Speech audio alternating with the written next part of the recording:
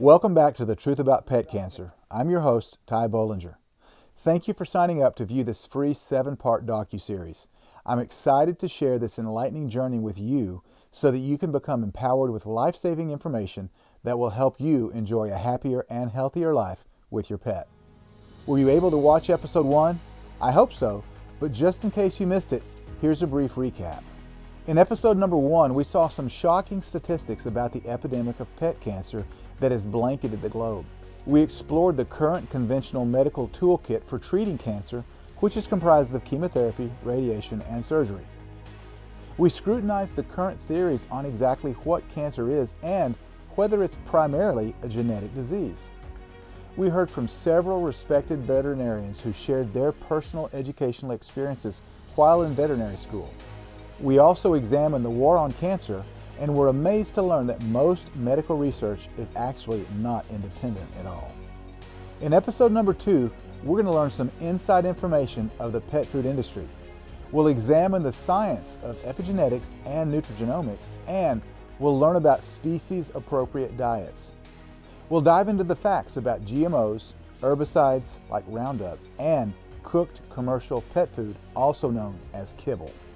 To begin with, please remember that knowledge is power, and we must understand history to understand why we are where we are with the pet food industry. If you look at the history of pet food starting back in the late 1800s in England, they were using the materials that were left over as part of the human food processing industry. And this way, they had a use for these materials that otherwise would be wasted or thrown away, and they used them for animal food, because animals don't need good nutrition, they're just animals. I mean, that's always been kind of the thought, animals are, service us as far as food sources, beasts of burden, maybe companions as pets, but they're animals, they're not people. They don't have the same needs, the same fastidious needs for good nutrition, and that's totally untrue. I think what people forget is that it wasn't until the 1950s that the powers that be realized that pets could be a profit center. They're a profit center. So all the human manufacturers realized that all the food that the FDA or the regulatory bodies wouldn't let them feed us, all that substandard, we started getting regulations, started taking care of what was actually coming on the market. Well, we could just put it over here and we give it to the dogs. And then our profit margins will go up because our waste will go down. And then we'll make money over here. Amazing. Most of the food that's for the cats and dogs comes from rendering plants. Now, the rendering plant is a nasty thing if you want to really look into it down in Mexico and some of these rendering plants where they take all the spoiled meats, they take roadkill off the side of the road, they take all the moldy, putrefied fats, all of this food, and they just stir it around in these big, huge rendering plants, and then they take some of the water out and then they press this into a food. So, I mean, most of the food is cooked, which means there's no activity left in it, and the fact that it's extremely toxic. I mean, you're basically poisoning your pet. Pet food companies do care about how to make the most money with the least expensive food. And our goal should be to see what is the best and the ideal nutrition. Dr. Tobias just mentioned pet food companies' efforts to maximize profits rather than focusing on what the ideal and best nutrition is for pets. Is this accurate?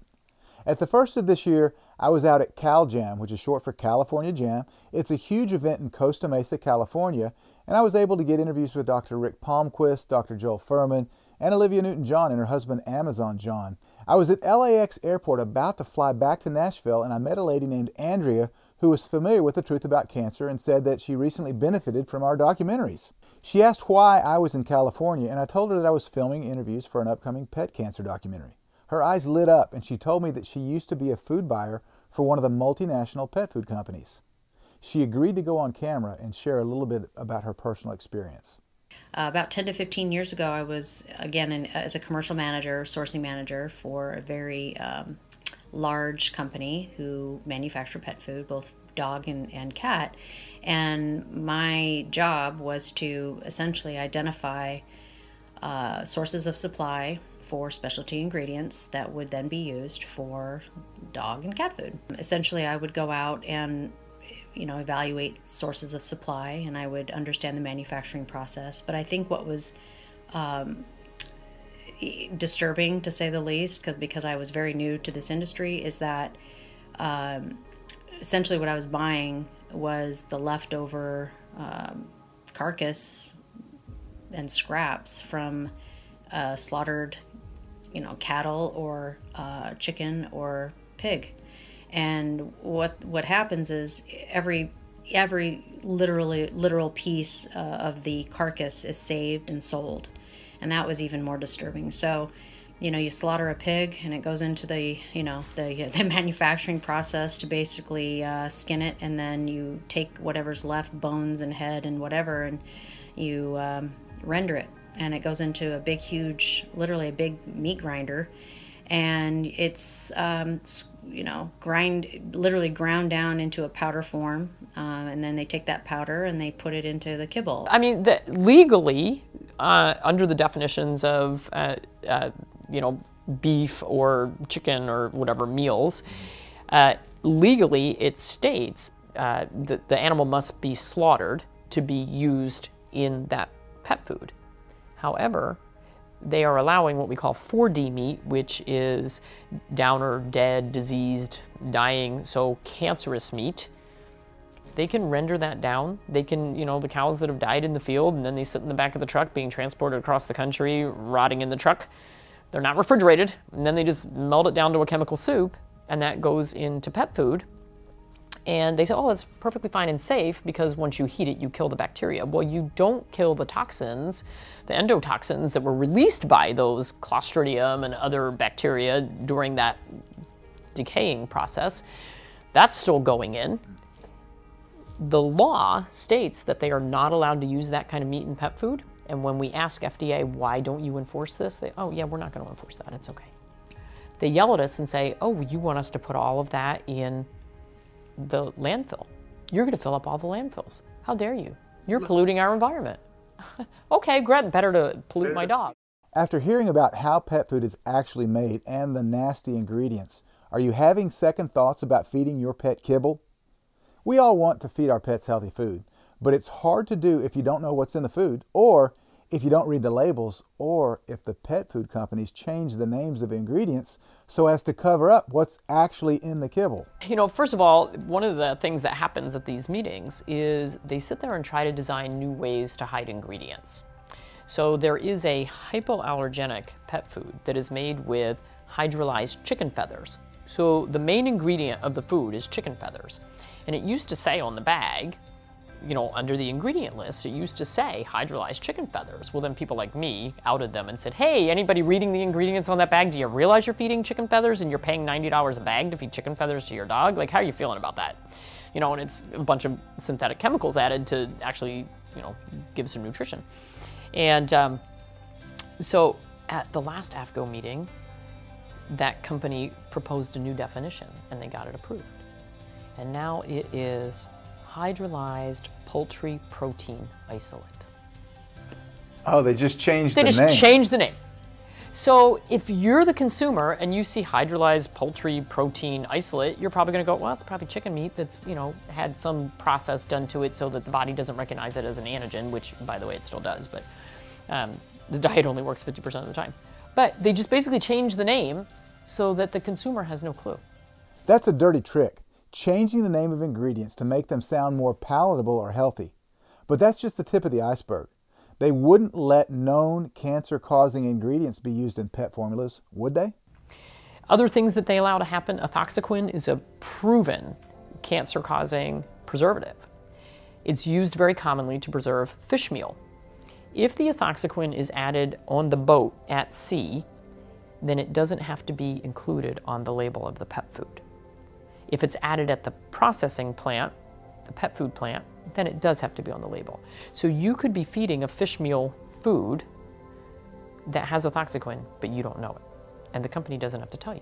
That is shocking. If the cancer-causing agent is added to the carcasses before arriving at the pet food manufacturing plant, then it does not have to be included on the label. Just to be clear, ethoxyquin is commonly found in many popular brands of pet food, and it's been linked to canine liver and kidney cancer. Other ingredients to look out for are BHA, which has been linked to tumors and liver failure, and BHT, which is another preservative linked to cancer and endocrine disruption.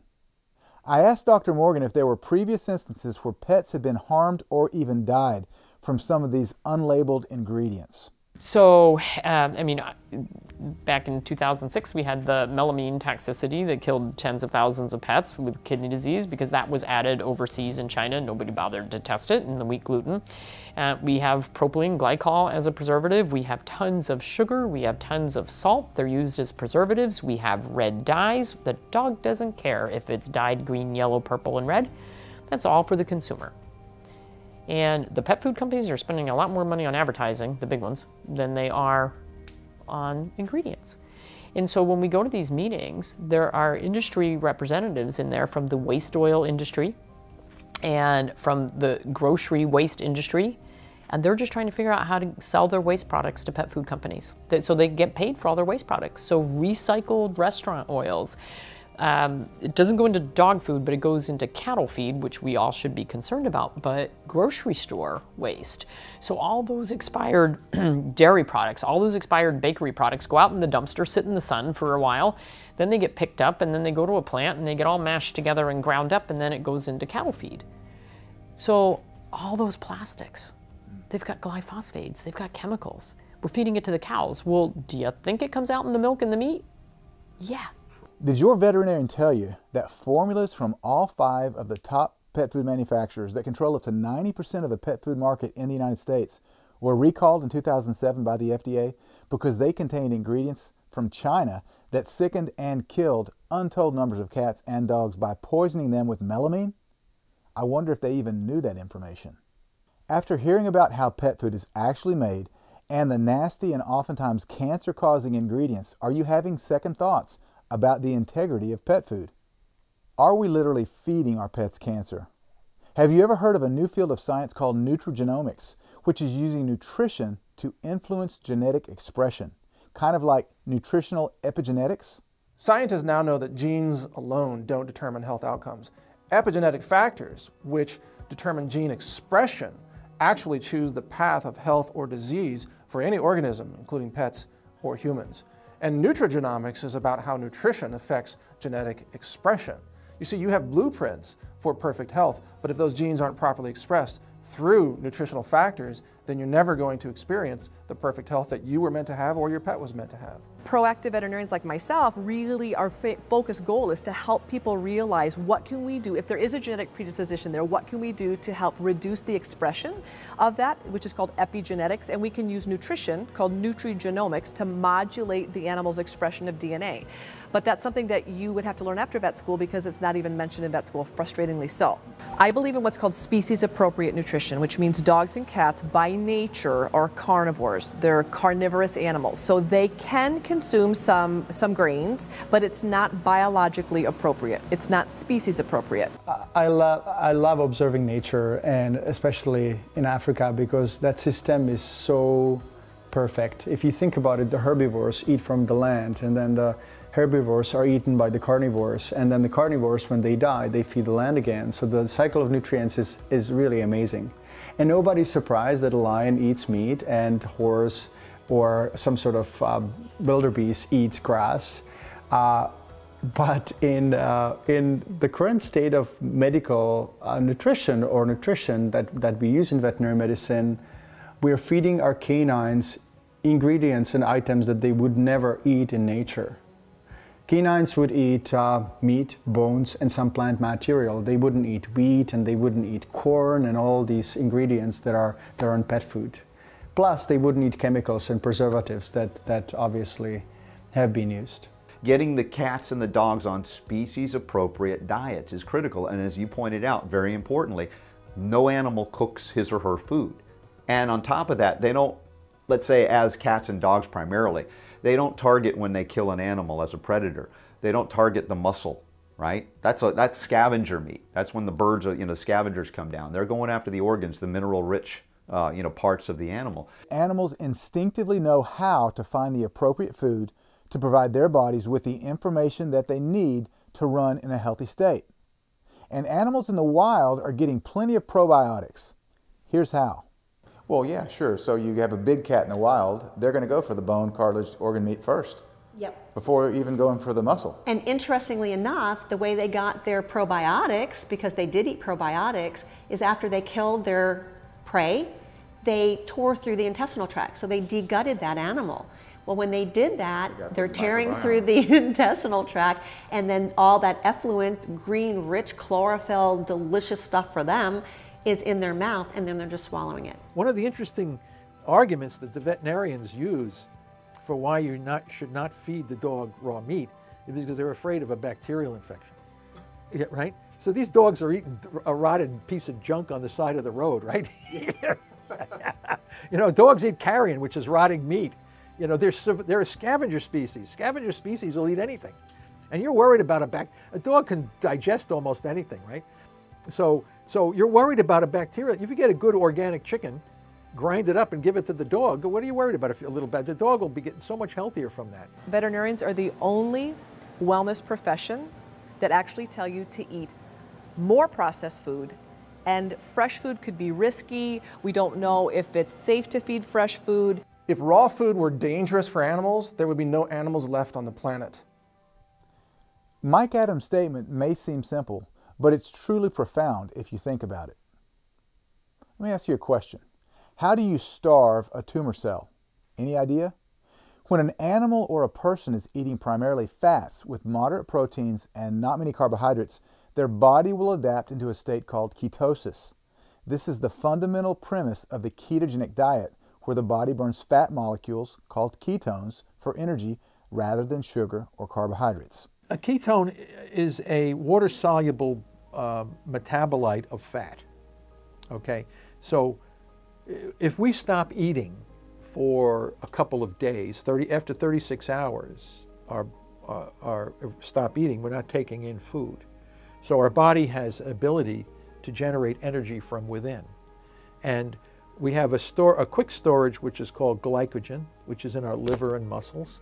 And that's just long chains of sugars hooked together. So when we stop eating and we start going to glycogen, so we start chopping down this chain and we get sugar that way. But the body hormonally recognizes that we're starting to cut into a ready reserve. And therefore, another hormone, glycogen, turns on and starts to take fat from our body. Our adipocytes start releasing triglycerides into the bloodstream. And the triglycerides, which are just fat molecules basically, is your white fat is triglycerides. That goes to the liver, and the liver has enzymes that, like a wood chipper, like putting logs into a wood chipper, these long chain fatty acids go into the hepatocytes, these liver cells, and they chop up these fats into these water-soluble ketone bodies. And the ketone bodies now flood into the bloodstream, and they serve as the alternative fuel to glucose, in the brain especially, because the brain uses almost exclusively glucose. It doesn't burn fatty acids, whereas heart will burn fatty acids. And liver burns fatty acids for energy, and muscles burn fatty acids. But all the cells will burn ketones and fatty, except the brain, they only burn ketones. So glucose or ketones, they don't burn anything else. So what we're doing then is transitioning the energy away. Now, well, why can't the tumor cells use the ketones? What makes them? And it turns out ketones require a strong mitochondria. Every cell has the energy processing to make ATP, these little organelles called mitochondria. And Warburg said the mitochondria are defective. Well, a lot of people say Warburg was wrong because they have evidence that mitochondria look okay. Well, that's only on the surface. When you look on deep, you can see that they have problems. As a matter of fact, we tested Warburg's theory by examining mitochondria structure and function in a whole range of different spontaneous tumors. And none of them had normal lipid composition in the mitochondria, meaning they can't work right, meaning they can't burn ketones. And now, to this day, no one has found any tumor that has a normal composition of this lipid called cardiolipin. It's a special lipid inside the mitochondria that controls the respiratory system. No tumor has this, correct. So they can't burn ketones? They can't effectively burn. Maybe they can stumble along a little bit, but many tumor cells have very few mitochondria. The mitochondria they have are defective, so they're not going to be able to utilize the alternative fuel of ketones. So this now becomes an elegant way to marginalize and kill tumor cells. Once they become highly malignant and they're just using glycolysis, this inefficient method for energy, that's sugar. And what the cells can't use is ketones, which happens when we either starve or have a high fat, moderate protein and almost zero carbohydrate diet. So this then opens up cancer's Achilles heel. And my mission was to explain this science in the book and to show why it is that no matter what else we do, we must use two things. One is a ketogenic diet and the other is calorie restriction. Using those two things, any cancer can be starved, but you have to be very strict about what you do. When you burn fat for fuel, you create a special type of water-soluble fat called ketones. And ketones easily permeate into the brain and all the cellular tissue. They don't need a carrier to go through. And the great thing about ketones is that they burn very efficiently. And they don't create much reactive oxygen species, which can cause a secondary free radical, which is what causes the damage. It's these free radicals that will cause single and double-stranded DNA breaks.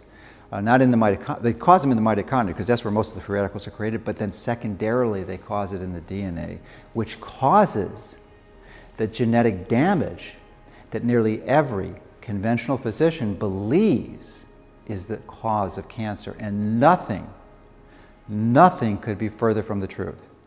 Cancer very rarely has a genetic component.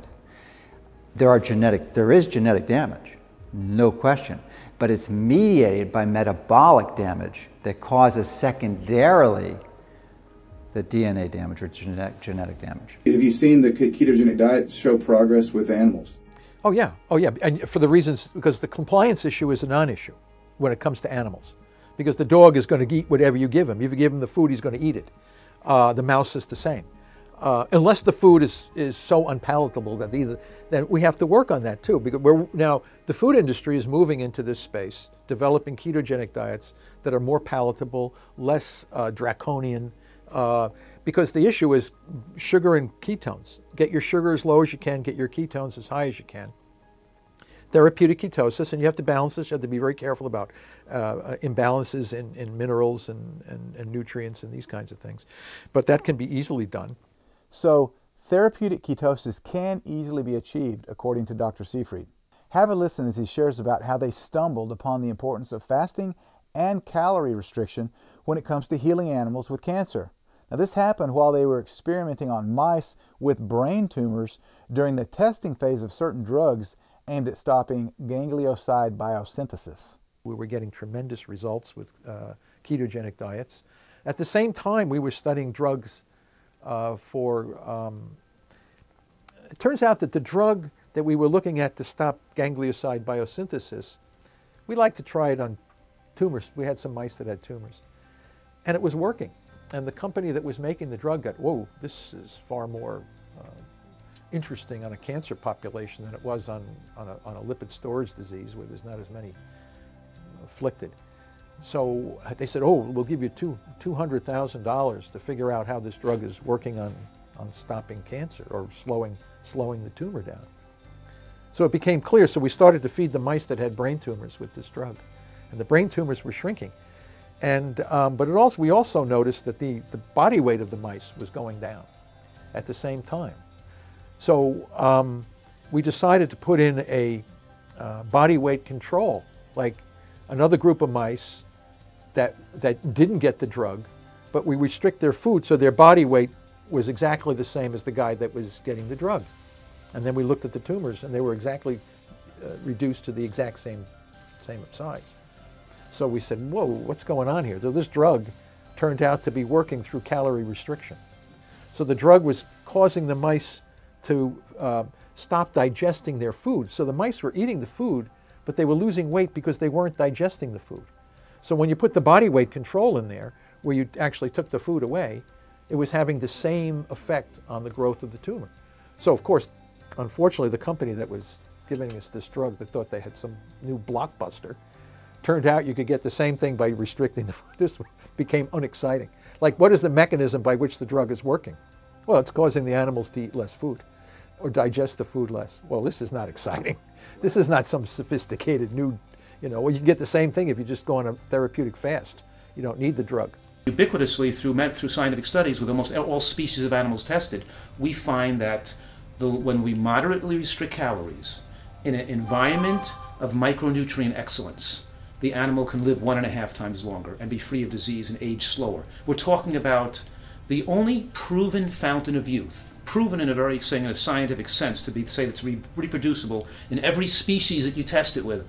You know, rats, monkeys, baboons, and and humans too, is that if you want to live a long life, you have to moderately restrict calories. When you have a problem with your dog or your dog is sick, naturally what happens when an animal gets hurt or is sick in nature, they fast. The human body and the animal body most effectively repairs and detoxifies and heals best in the non-feeding state. Feeding is an anabolic process. It's a building and restorative process of nutrients. And while the body is bringing nutrients in, it's not really as effective as throwing toxins out and doing repair of tissues. So it's not dangerous, especially if your pet is overweight. One of the most beneficial strategies that you can do for your pet, if you have an overweight pet, is fast them.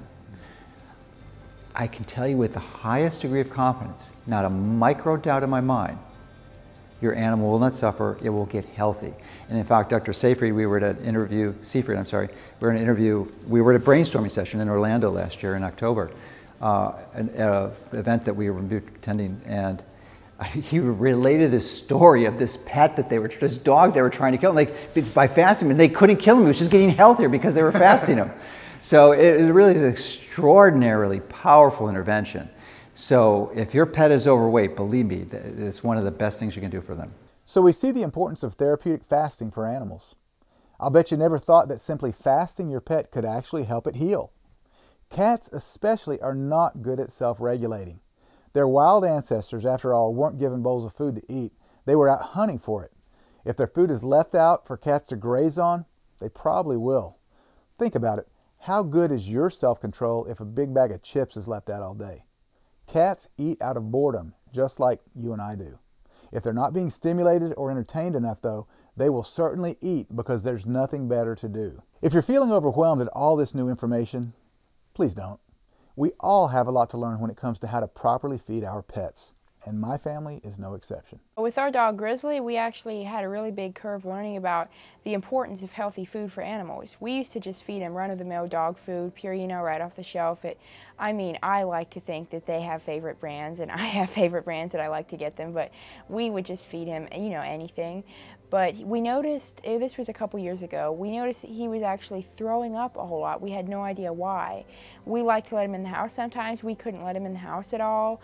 And it was really bad. He was throwing up, a couple times a day, and we didn't know why. And he stopped eating, and we realized eventually that it was his dog food. We looked at the ingredients, and the first one I believe was corn. There was soy was really high up on the list. It was not actually what you would want a dog to be eating. It was not meat. It was all synthetic products, grains, which of course with the dog food not being organic, they're GMO, filled with poisons and pesticides. So, we figured this is probably what's going on. This is why he's throwing up. So we immediately started feeding him an organic, grain-free, meat-based dog food.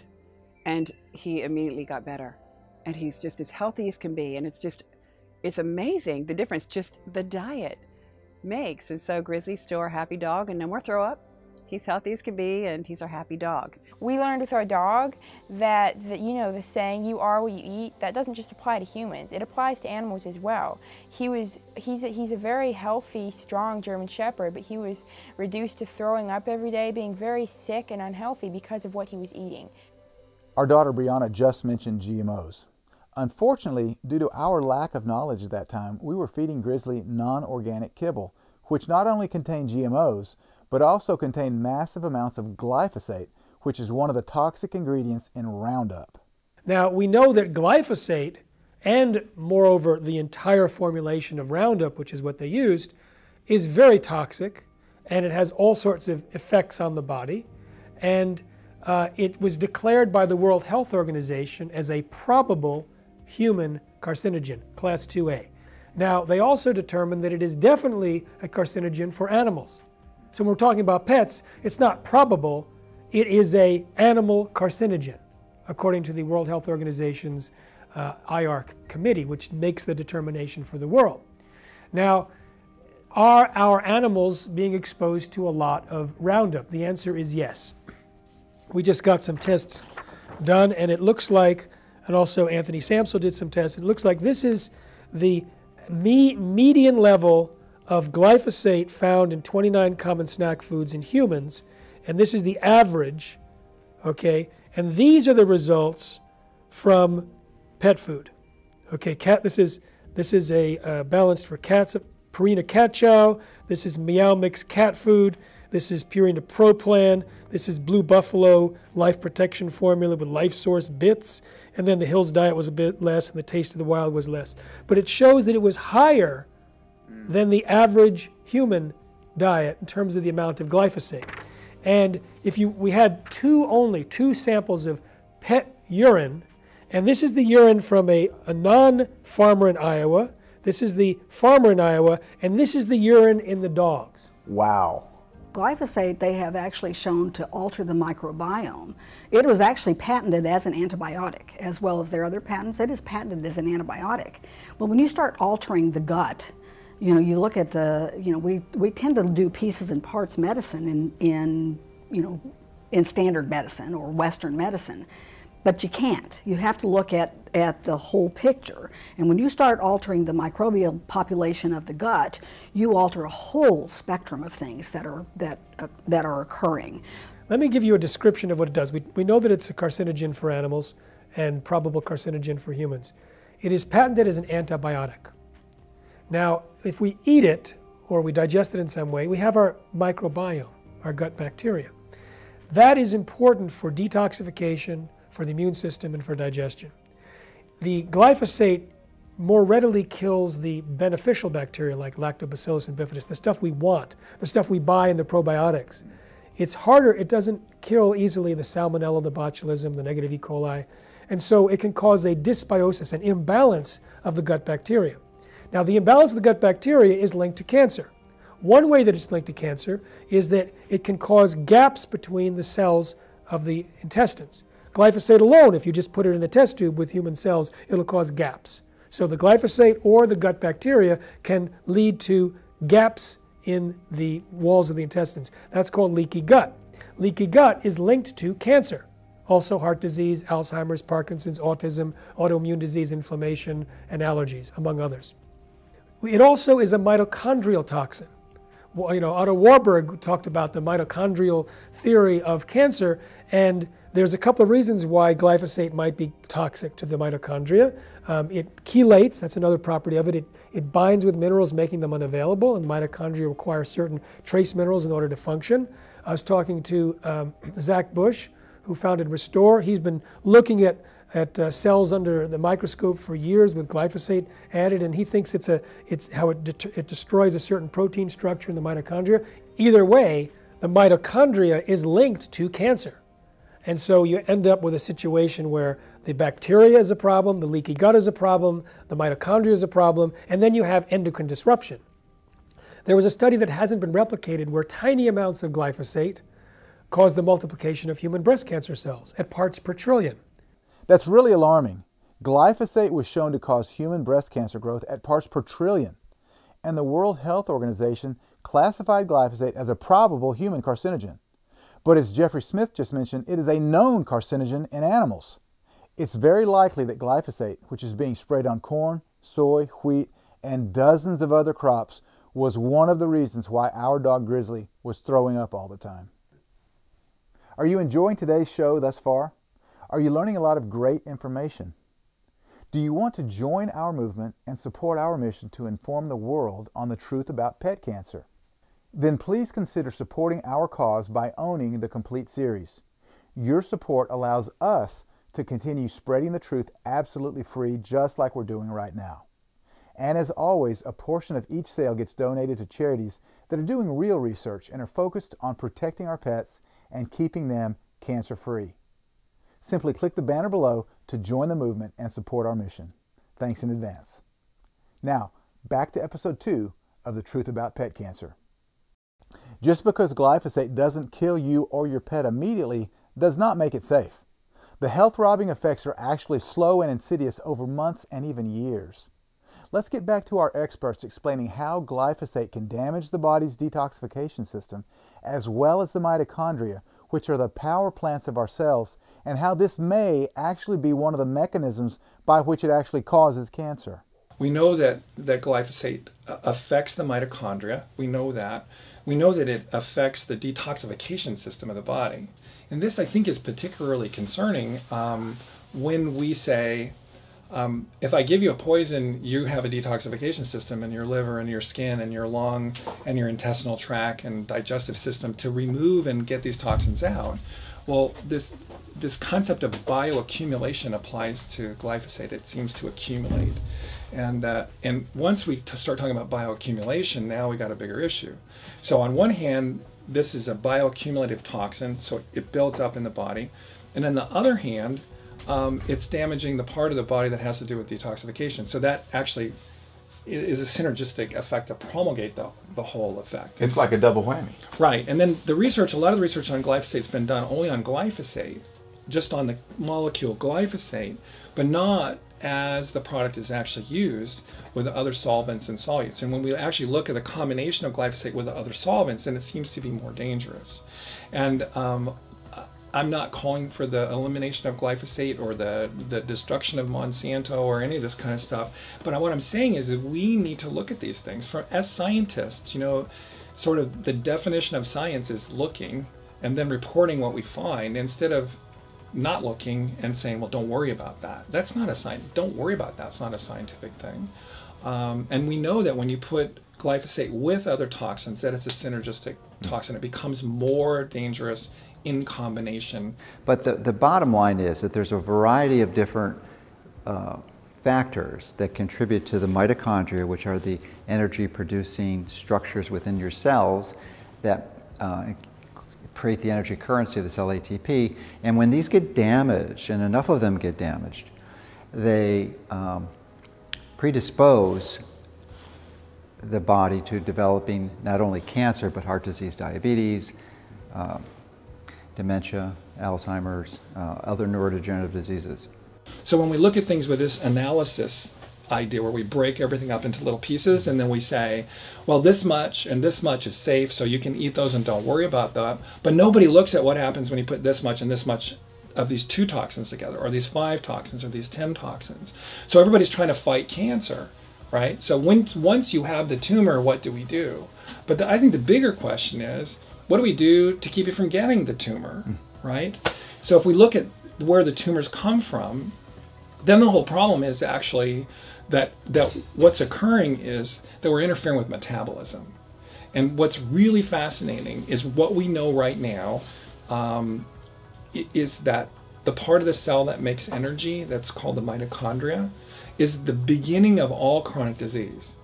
Arthritis, diabetes, Alzheimer's, immune failures, cancer, they all start with injury to this little mitochondria.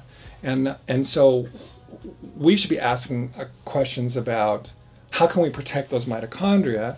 And then when we do that, we're reducing the incidence of diabetes, we're reducing the incidence of this, and also we're reducing the incidence of cancer. Mitochondria can be damaged, leading on the path to cancer. Okay, so as Warburg said, if the mitochondria are acutely damaged, the cell dies. It suffocates and dies, and you never get a cancer cell from a dead cell. So it's only when the damage to the respiration is a chronic cumulative type of damage, allowing the cell to upregulate the ancient pathway of fermentation. If a cell cannot upregulate fermentation and the respiration is defective, the cell dies. And that's why you rarely get cancer from neurons in the brain, because neurons in the brain can't ferment for very long. They die. The glial cells, the other cells that support the neurons, they can ferment. They form cancers. Heart rarely forms tumors, because if the cardiomyocyte energy gets damaged, you get a heart attack. The heart can't function, so the body dies. And same with some of the muscles that have a lot of mitochondria. It's those cells, like liver cells, lung cells, breast cells, most of the cells in our body, they use oxygen and they get energy, but they also have an ability to upregulate the ancient pathway. I know it's getting a little bit technical, but understanding this information is vital. What does Dr. Seyfried mean when he says that some cells have the ability to upregulate the ancient pathway? He's talking about fermentation or burning sugar for fuel. Now you might say, I don't feed my pet any sugar, but is that accurate? Is there actually a hidden problem lurking within the pet food manufacturing process? The problem, Ty, today is how that food's made. If you were to ask me, what is it about today's food primarily that would be jacking that cancer rate the way it is? Nobody has any idea how kibble, processed food, those little pellets that you pull off the shelf, is actually made. Nobody. They don't know that you need an extruder to make those beautiful little pellets. Basically, you are heating the food up to a point where it almost liquefies, comes out in a dryer through little dyes, and it turns into a pellet. But the question is, well, how is that pellet made? The manufacturer can't make that pellet without sugar. Without sugar? Without sugar. Okay. Starch. You can't make it. You have to use minimum 40% starches, which are converted to sugars, to make those round balls. Wow. 40%. The worst part is the pet owner has no idea, because by law, the manufacturer doesn't have to state that there's starches and carbohydrates on the bag. The pet owner has no idea how many carbohydrates on the bag. And that's not what dogs eat. And that's not what dogs eat. The diet for pets is far worse than the typical standard American diet.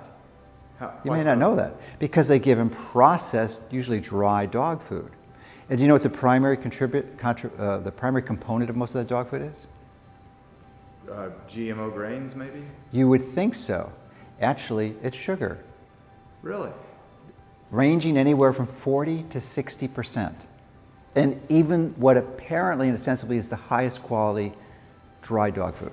Wow. Yeah, so imagine that. Is it any surprise when you get, and it's not just dog food, it's pet food. I should have broadened the scope. But when you give your pet this dry, commercially produced food, it's one of the worst things you can do for them, like especially cats. The cats are carnivores. They're designed to eat. That's what they do. Wild cats and barnyard cats, they're there for a purpose, and they don't eat grains and sugar. Will they? Yes, but if they do, it's just like humans, they'll suffer metabolic damage.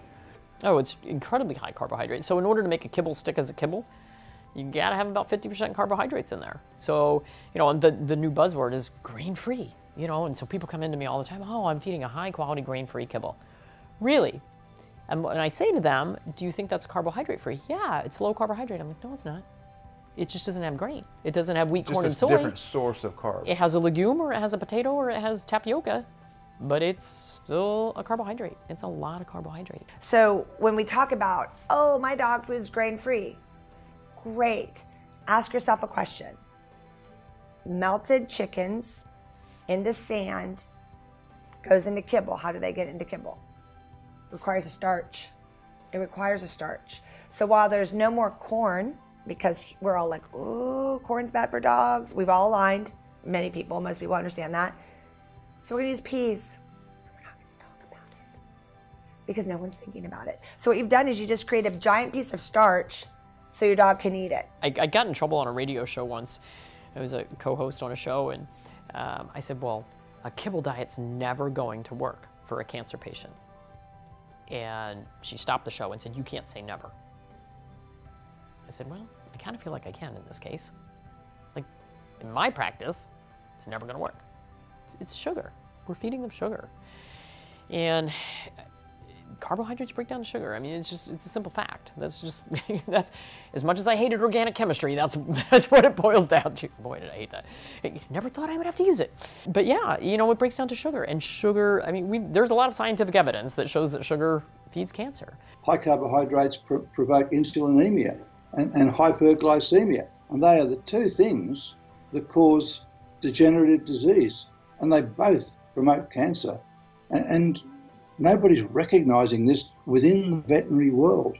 Last year, I actually had 2 veterinary students that were very pro big box company, we'll say. And they were so adamant in their passion for believing that what they were saying was true and that raw feeding was so bad. And yet, what's the most abnormal thing? I don't see dogs in the wild or cats in the wild or lions and tigers killing something and then turning it into a kibble.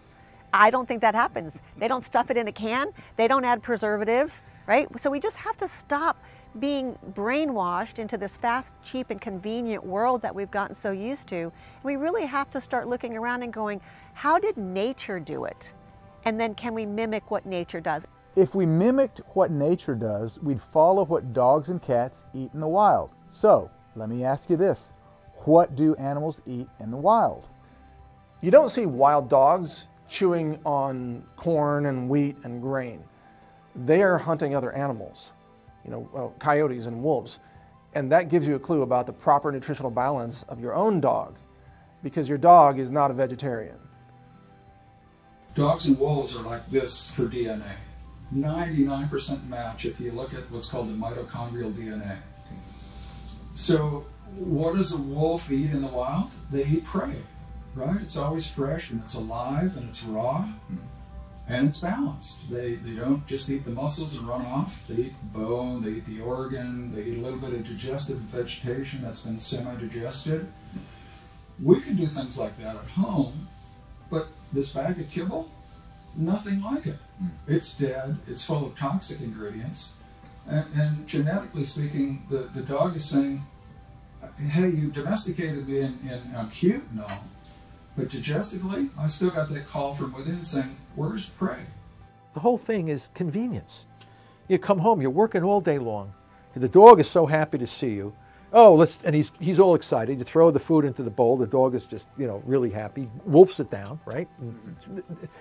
Literally wolfs it down, and eats the same thing every day. You don't give him a variety. You come home and eat the same thing every day. You say, what the hell's going on here? I mean, why am I getting the same thing every day, right? Dogs did not evolve to eat the same thing every day either. So, so the whole thing is upside down again, feeding these dogs, and they're getting sick. And they're getting fat. They're getting all kinds of the same kinds of problems that we have as a species. They're suffering from the same maladies that we're suffering from. And do you think there might be a common link in what they're eating? Dogs aren't buying the dog food, in the store. It's their owners that are buying that. So it's marketed to the owners. So when they see, potatoes and yams and snap peas and everything, it sounds good. But you don't find a dog out in the field digging up potatoes. They're normally running down some protein instead. So the digestion, not only what they eat, but then the ability to digest that is often very compromised because of what's in the food. You just buy the bag of food. I mean, really, you just buy it, you pour it out. It's what your mom did, it's what you don't know any different. You're not thinking you shouldn't, or what else could you be doing? And here's the thing I'd like to tell people. When we're talking about those ingredients, like let's talk about your dog's label on the back and how the ingredients go from, a lot of people become educated, especially people watching this series, hopefully, but a lot of people understand that that first ingredient is the most important ingredient, because on a dog food label, they do rank them from how much is actually weighted in the bag, from number 1 to 0, and to the last ingredient. And when you look at that first ingredient, you'll have people be like, oh, our first ingredient is chicken, and then maybe you'll say that second ingredient is usually byproduct or chicken meal. You'll see the word meal. And it's relatively a pleasant word, meal. I mean, we're gonna have a meal later. We have a meal with my son, wheels on meals. I mean, meal, wow, what a pretty word. But let's talk about what meal is. I mean, basically picture taking the feathers, the talons, the beaks, everything of the chicken, and just dumping a bunch of chickens into a vat, and then cooking it super, super, super high temperatures, so high that by the time it's all done, it kind of turns into a cementy, gooey, slurpy, brown pot of yuckiness. I mean, literally, if you've ever seen it, it's yucky, it's disgusting, right? There's not a human on this planet, no matter what they price that out, that would scoop that out and give it to their dog. Maybe I shouldn't say a human on this planet. There's not a pet parent That's the difference. Someone that views himself as mom and dad to their fur baby, that would ever do that. Then they take that and turn it into, dry it out and turn it into sand. It looks like sand. And it's brown sand. Your dog wouldn't eat it. If you put that in front of your dog, it'd be like, what? Oh, what? And they'd be confused. And again, you know, as I pause that, going back to what I was talking about the domesticated animals and what we're feeding them, like we brought him in, we're feeding him this crazy way of feeding, a vat with sand, okay? And then we put it together and we spray fat on it and we actually make it a color, which is hilarious because dogs are colorblind. So who's the color for? Who is the color for? People buying it, right? Exactly. So the color's for you. Why are they tricking you? What are they hiding? It looks like you got a great variety of food in there. Yeah, you just feel really good about it. You're like, it looks pretty. The dog is so opportunistic. It's so based on survival. It's such a predator. It's so committed to surviving. It might actually end up eating what we're talking about right now out of desperation. And you're paying a premium price for it. You're paying a premium price for something that your dog might eat if he had to survive. If you're in the wild and you see an animal that eats what it knows to eat, no humans intervening, no veterinarian saying, hey, you need to eat this, cat or dog or whatever you are, they know what to eat. Do you find much cancer in the wild? Well, not unless they're hanging out around Chernobyl. You won't see wild animals with chronic disease. It's unheard of. It's a man-made disease. Could it be that kibble is actually part of our unknowing contribution to this man-made disease we call cancer? Let's continue with Dr. Will Falconer.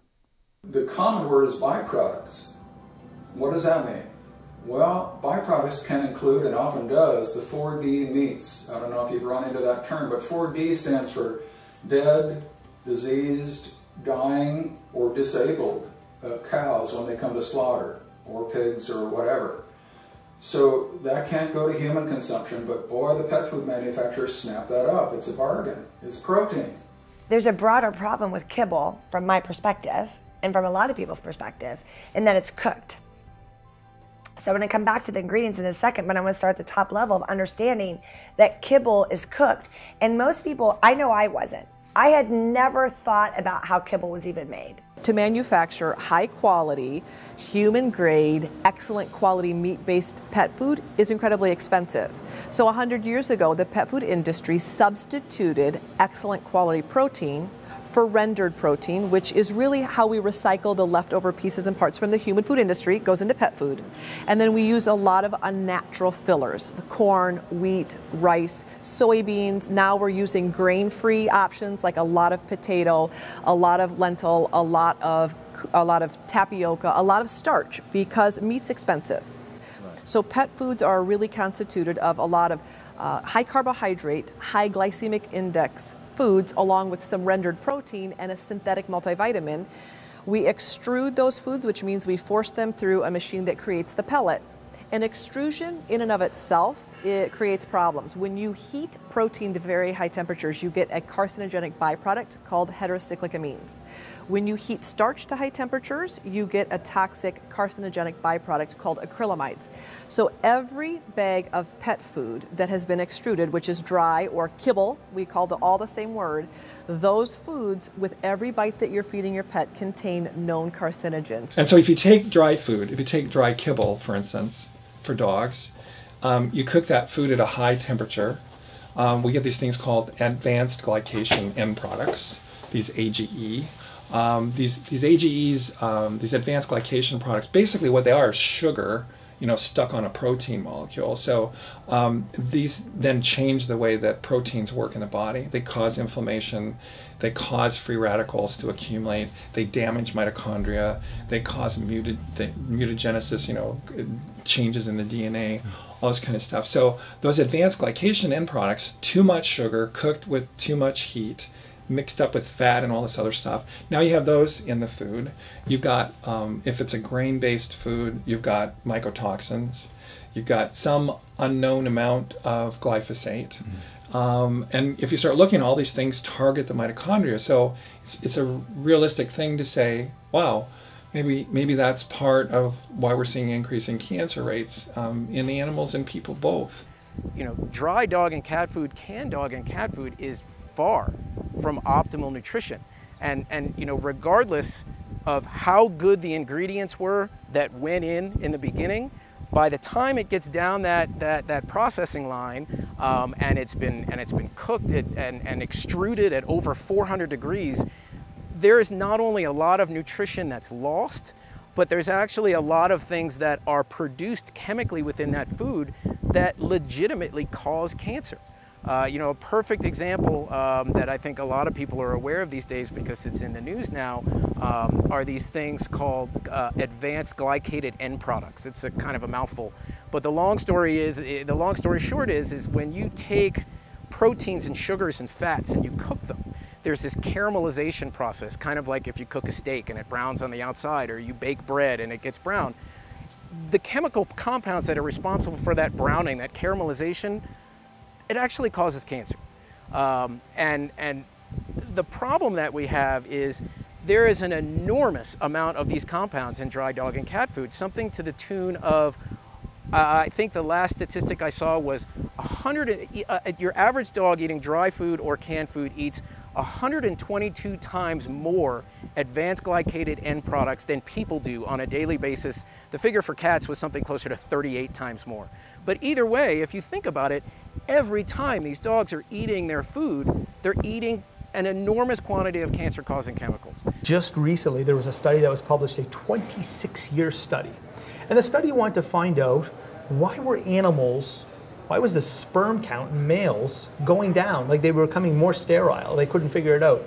26 years of research, finally the answer just came out not too long ago. They were finding inside the testes of these dogs, when they drew it out, they were finding PCBs and they were finding phthalates. And so where on earth was this coming from? It took 26 years to realize that it was coming from the packaging of the pet food. Wow. They tested the pet foods and they found that within these pet foods, there was massive loads of these PCB and phthalates, 4 times the legal amounts in these bags. And so of course, our animals are consuming those. Whenever we talk about the epidemic of health disorders within the animal population, pet population, there's a mirror reflection, you know, that we experience, you know, as humans. We're dealing with the same problems. And when it comes to actually the research that I've spent the past decade immersing myself in, what I find so interesting is that there is a specific experimental model where they take the Western diet, which is almost like the analogy of kibbles really for pets. You know, you have just dead processed starchy, usually wheat or soy, with some kind of protein as well, maybe from an animal product.